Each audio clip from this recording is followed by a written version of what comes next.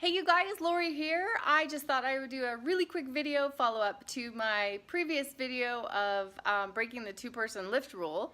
That was all about these the boxes for these overhead shelvings. And I would like to show off my new garage. Now, definitely it's no container store ad, but definitely more organized and more space because we took a whole bunch of stuff off the floor.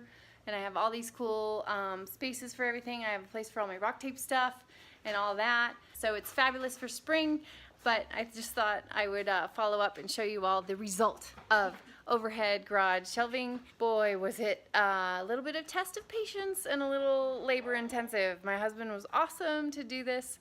I helped him the day before Mother's Day to make sure that I didn't have too much to do on Mother's Day, but it was great. So if you guys have any other garage storage ideas, I'd love to hear them. Also, please analyze my garage and let me know what I need. Otherwise, see you next time. Have a great one.